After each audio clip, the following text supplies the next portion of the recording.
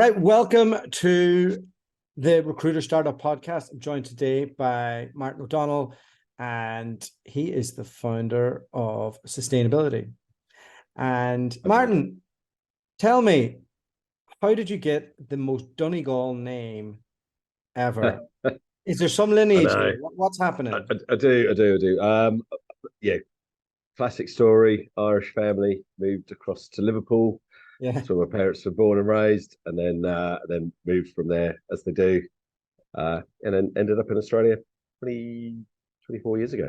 Wow. So, like, if I was to walk into a bar in my hometown of Buncrana, high chances there's a Martin O'Donnell at the bar. It's like High chance. it in terms of first and second names, it's in the top 10. Like, so what part of Donegal were they from? Oh, Don't know. that I don't know. They were. I know. I went over with my father to Ireland a few years ago. We went out to sort of Westport, out on the west coast. Yeah. I had a little bit of a tour around there, but yeah, What I'm age a did you move terrible to? Irishman. What age did you move to Australia? I was 26, 26, yeah. but yeah, always born and raised in the UK. And 26. Talk to me. How did that move come about? Yeah, so I was recruiting in London, fell into recruitment like everybody does. Had a couple of years working for a group called Baden and Clark, accounting contract recruitment, and but so this was back in '99, and there was a few of the guys from the office had made the trip and said it was great. So it was easy enough to get a visa and living away from home allowance, and got a job with a company called HJB doing accounting temp recruitment. So they were looking to grow. They were looking for bums on the seats, and I was a bum, so they gave me a seat. But it was really interesting. They were a search firm, really predominantly within financial services, but they wanted to build out their temp desk. They were looking to list, hence the expansion plans, and so I came in to help them build out their contractor book. And by the way, the living away from home allowance, or LAFA, as we used to call it, I got the last year or two of that when I was in Perth. I couldn't believe it. Somebody was giving me extra money to live in the sunshine, and it was like a nice, considerable monthly chunk. I can't remember if it was an extra $1,000 or what it was, but it was tied to your rent. Yeah, it was a huge amount of money, tax free. So it was a nice perk. Fantastic. So have you did you stay in Sydney the whole time that you're in Australia, or?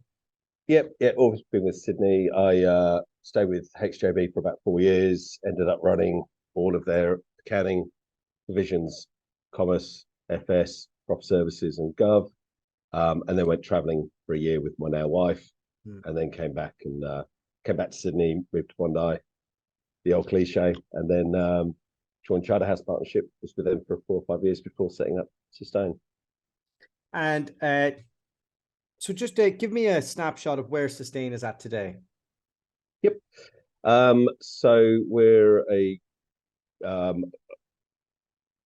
team of about 40 people. We've got 2 brands in the market now, which is, Sustain Recruitment, but that's divided up into Sustain Digital and Sustainability. And within Sustainability, we've got Sustain Finance and Sustain Tech. So we're a tech, accounting, and digital recruiter. Okay, great. Where do most of your people lean? Is it on the tech side? Yeah. Look, although finance is my baby, and that's what I grew up recruiting. Absolutely, the between tech and digital, that's 30 plus of the staff sit within that remit. Good. You've developed a pretty good employer brand, and people seem to want to work for you. So in our process, we've worked with you a little bit. In our process, we'll present 7, 8 of your competitors, and usually you come up in the top 3. Whether that's from the material that you have, or the people that you have, or how you present it. How did you guys get so good at impressing people to join? It's not an accident. No, I think, look, we're very mindful that hiring recruiters is a competitive industry. So we knew that with any of the collateral, that the assets, we really needed to be on point there. But I think it came from the culture of the business. So when we set the business up, and ever since, we've kept in mind that we wanted to build a business that I'd want to work in. So going back to my first ever move to Australia, we're very mindful that a lot of the guys that join us do come in from overseas, COVID aside. And we really wanted to have a business where everybody got paid really well, that the commission was commensurate with their billings, that there was really good training and development, that there was good management, and that there was a really good team. Because when I came many moons ago, that's what I was looking for. I wanted to come in, have a good time, earn some good money. I knew that I needed some development as a recruiter, so the training's really, really important. And then it sort of built out from there. And we've got the great incentive programs that we run with the guys. It's very much a team-based model. So end of quarters based on the company hitting a number, not individuals. We're not a great fan of the big biller lunches. I think if a team performs, then the team should enjoy. So we go to places like Queenstown, and we go to Port Douglas and Hamilton Island, and it's very, very experiential in the sort of things that we're doing. And then all of the other bits and pieces around training, development, and the social life that we have for the team. You just back to a question there, just on, you mentioned that a lot of people come from overseas to get into recruitment. Now, having been there and having recruited, I know the answer to that, but a lot of people who might not know a lot about the Australian market, why do a lot of your recruiters come from the UK? Do people not want to do recruitment in Australia? What's the story? Look, I think that was certainly the case. I think in the last few years, whilst the borders have been shut, we've worked really hard on developing recruiters, and I think recruitment's perhaps more prevalent than it once was over here as a career. I think that the UK just has an industry that's much bigger, and Australia is obviously a great place to come and live and work. So by default, lots of the guys from the UK and overseas land in Australia looking for a job, and they've obviously got good training.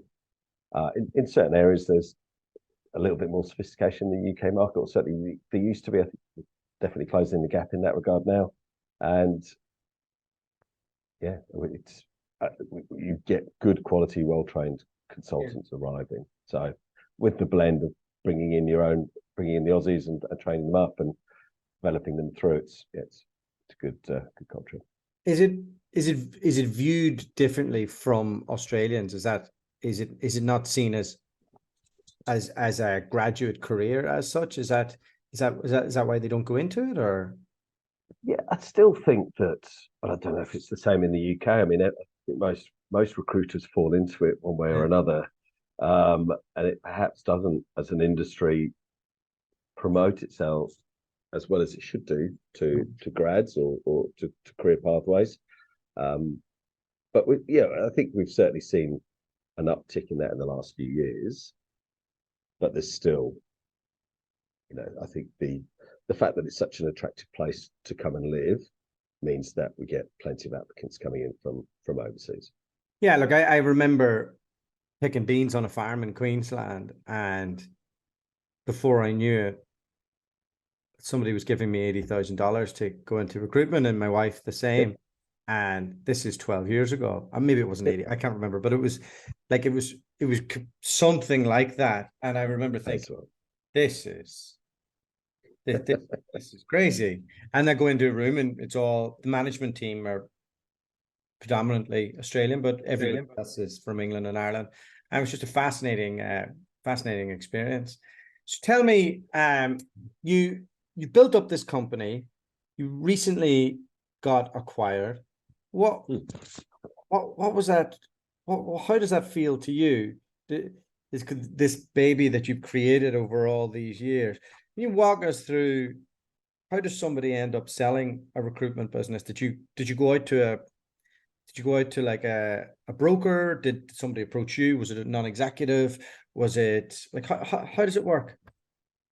Yeah, we were approached. So we certainly never built the business to sell. I think a view had always been we'll build a great business, and if somebody came along at the right time and approached us, then that would be great. I think when you get to a certain size in Australia, you do get taps on the shoulder. Yeah. And fortunately, as you say, we've built a good brand, which has been fantastic. And we'd been approached a few times, but really the opportunities hadn't been right. The fit wasn't right. The culture wasn't right. The size or whatever, the opportunities weren't right. But when we got approached at the beginning of last year, it felt much more aligned. And so yeah, we were approached through a broker, and sort of a mutual acquaintance, and ran through the process through last year, which was good. It was comfortably the most stressful thing I've ever done. Yeah. I want to get into that. I want to find out about that stress. Absolutely, like So terrifying, but who good. who values it? Well, we had, as I say, we worked with the broker, and he worked with TXM, and they came up with a number that was, in line with our expectations. And how did you come with like how did you work out what multiple it was worth to be in your expectations? Was that like Yeah, from one of your advisors? Was it from like getting yeah. due diligence done? Like like you didn't pluck it from the sky, like No, no, that's right. I think we've again been aware of what the market's been doing, and what multiples were looking like. yeah.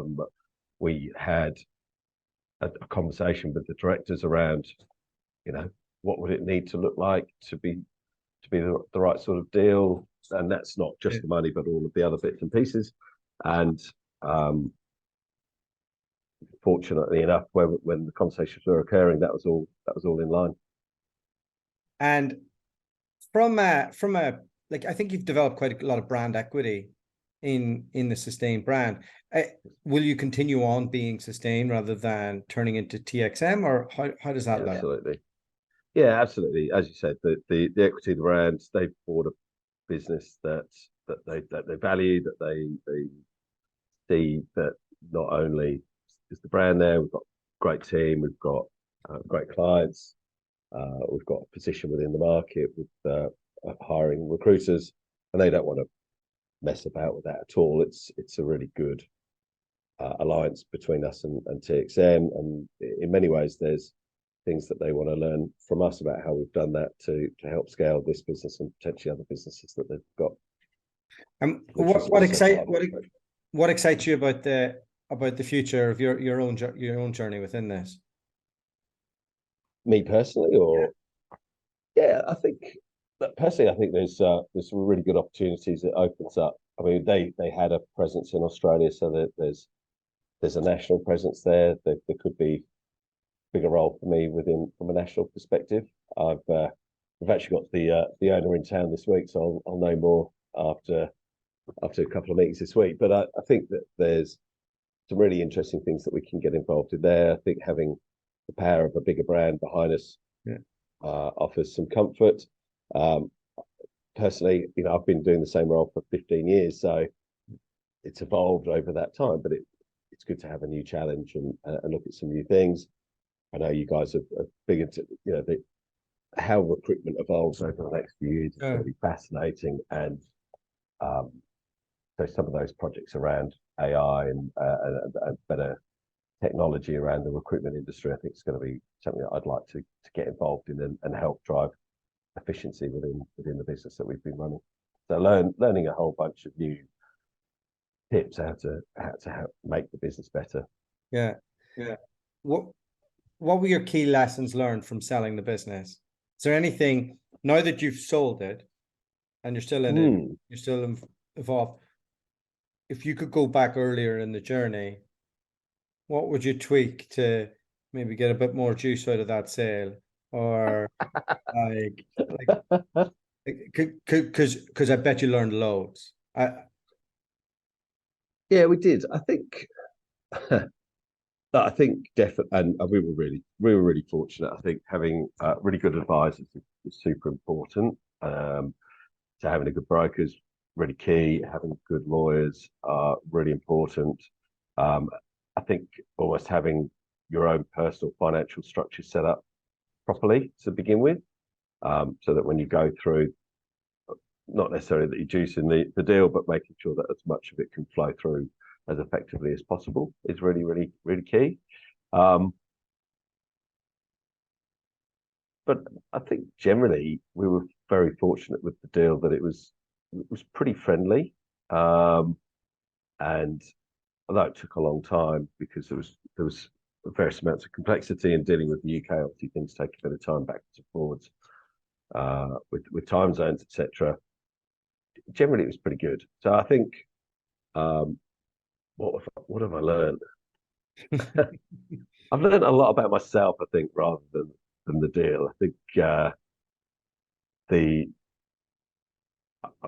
I'm normally quite a calm person, and I think I was on point for a lot of the transactions. So it was quite stressful taking responsibility for those decisions, looking at each of the clauses. I think if you learn anything, perhaps don't sweat too much on every single clause.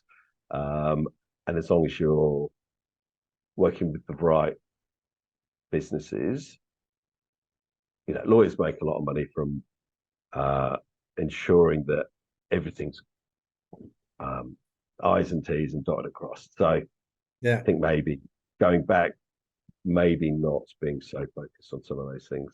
And yeah, but again, that each process is completely different. You just got to have that trust that the people that are working with you are going to be a long-term partner. Congratulations on it. I mean, people who've given their whole, like you've been in the industry for 25 years. 25 years. Yeah. Yeah. That like you've earned it. Well done. Like it's Thank you. not easy to survive at the start. It's not easy to climb through the ranks. It's not easy to set up a business. It's not easy to deal with all the different crises that come with it.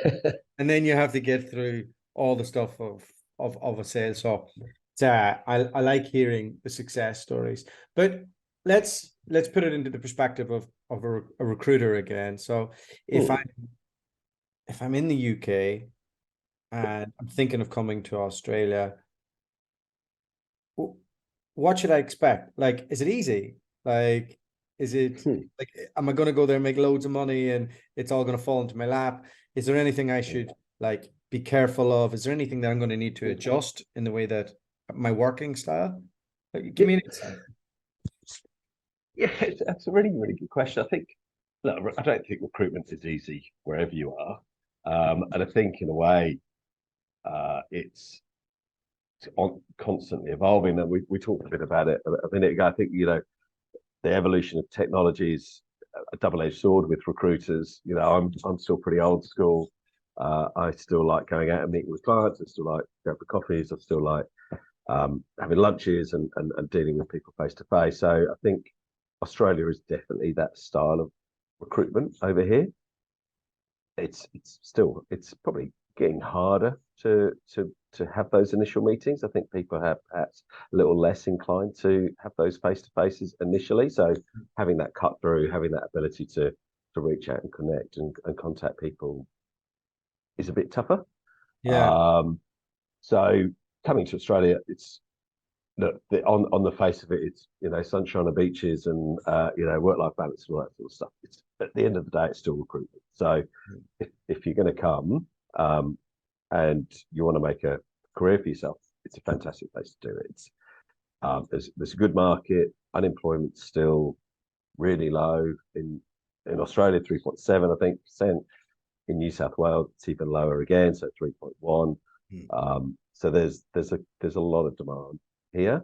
I think you need to make sure that you join the right business that's got the right clients, and the right contacts, and the right brand in market to give you the best foothold that you can. And then it's about building out your personal brand within the vertical markets that you operate within, because you know, and that's the same everywhere, but people buy from people, particularly in Australia. So getting that face time with people, getting out to pushing yourself outside your comfort zone. We run a lot of events, we run a lot of round tables, we run networking stuff. That's where you're able to build that relationship, build that rapport. Yeah, and then people are more likely to answer your calls and respond to your emails. yeah, it's I think that's pretty in line with what I would tell people. So I've placed Australians in America. I've Yep. placed Australians in England. I've played like I can see the difference in the different cultures, and placed a guy in America, and God, he did terrible for the first year. Because he was out there trying to meet everybody and do all of that. Um, and then he survived enough, but the penny dropped that he actually just had to do all the qualitative stuff he was doing on Australia, but do more of it faster. And Yeah. Okay. then he became their biggest biller. But because he had the qualitative relationship side that they teach over there, and I think that's really true to it. Sometimes when the UK recruiters come over with good training and all the rest, kind of have to warn them that don't push too hard. Like invest in that relationship, and if somebody does reject you, it's not really a rejection. They're just trying to fob you off, and they'll have, as soon as you have a coffee with them, it's different. It's a different culture, right? Yeah, I think that's right. I think it's the whole cliche about raining in a pool rather than breathing life into a corpse. I think Yeah, the right. UK recruiters come in with lots of different vigor, and it's perhaps a little bit more ruthless in the UK, and here it's a smaller market. So, Sydney's 4 million people. Everybody's sort of 2 degrees separated from each other, which makes it great because once you've got established that you can really bed yourself in. But getting that cut through early, you've got to make sure that you do it in an appropriate way. So and that's the fine balance between, as you said, the guy in the States getting the quantity out into market, Yeah.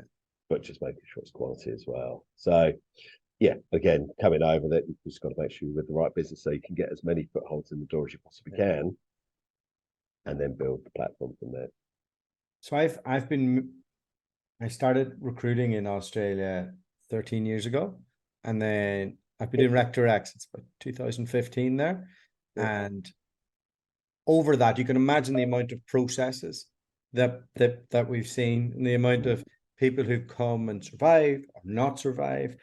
And one of the things that we always judge who we work with is really like, did they get through that period, and are they happy, and have they stayed a bit longer, and was that success? So one of the things I always kind of stress to people who want to go over is, do join a business that has a client list, that has a database. Don't go set something up for somebody, because it takes longer to get something off the ground there than in other markets because of the relationship side. It's it's very tough to go in all gusto and I'm going to do this my way without, like, it does take about 18 months to get kind of Yeah. your relationships right. Absolutely, and that's what I was just going to say. I think if you're coming over with a view that you'll just do 2 years and then go, then you're probably not going to get the full benefit of the work. So, yeah, first year, and look, we've had people come in and shoot the lights out within the first 12 months and bill, literally hundreds of thousands of dollars. But the majority of times, it's you're going to build 200 or 300 in the first 12 months, and then it's moving on from there. Yeah. Year 2 is where you're going to do well, make some money, and year 3 is where it's going to really start to add up. And those relationships and that consistency within your market really pays dividends. You able to speak to some of the money that some of your recruiters take home, the top performers? I think we've got a commission structure that pays 50% at the top end. So we've got recruiters that bill north of $1 million. So it can add up to hundreds of thousands of dollars for the consultants over here pretty quickly. I think at one point last year, our top 10 billers for the quarter had billed $300,000 each. So there's some really, really big numbers bandied around. So yeah, look, What are they that doing with their makes money? investing in properties.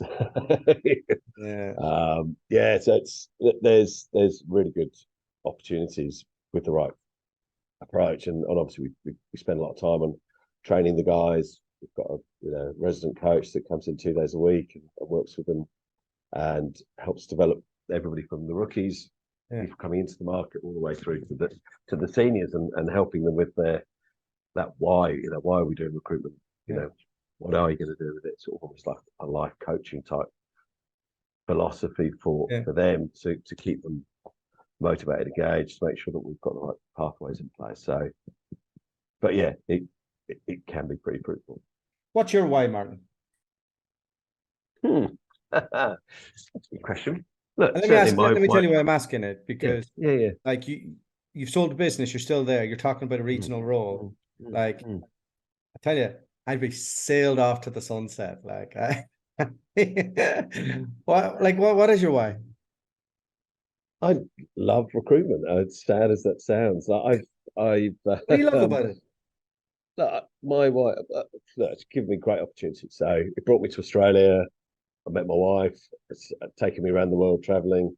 I've been able to set up this amazing business, and I've set up a couple of other businesses along the way, or helped set up a couple of businesses along the way. So it's given me huge amounts of opportunity. I like the business. I like the people I work with. I still get a buzz from going out and meeting the customers and the clients and picking up work and passing that on to the team.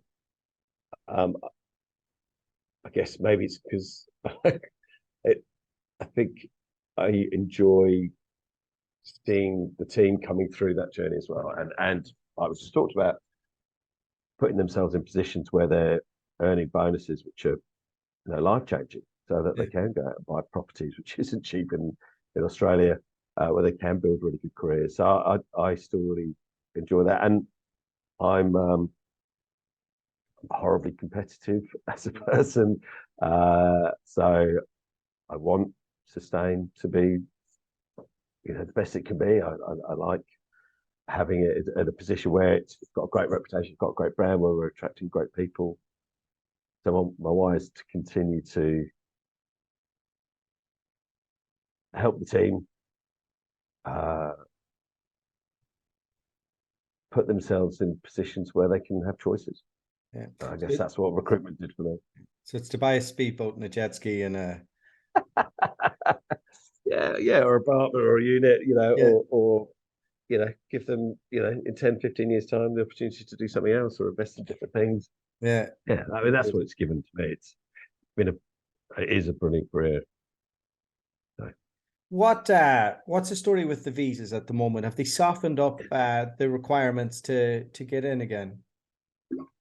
They have, yeah. It changes so rapidly. It does, doesn't it? I feel like more changes coming. So, but yeah, look, at the moment, my understanding is you can come for 4 years you can come in on a working holiday visa, do 6 to 12 months on that, and then cut across to sponsorship, and then you get 2 years on that. My understanding, certainly if you're coming from the UK, is that there's a lot of chat about routes to PR. So I don't know if they've been confirmed yet, but there's certainly, with the free trade agreement with the UK, that it's imminent or very close. So there'll be the opportunity to come and settle in Australia for a prolonged period of time. That's good. They change it so often, it's It did, and I think through COVID there was so much uncertainty in the borders opening, shutting there was a couple of years there where it wasn't that attractive a place to come to because of the uncertainty. But obviously, hopefully, that's all behind us, and the doors seem to be opening up. And as you know, we're seeing more and more people heading over to Australia at the moment, which is great.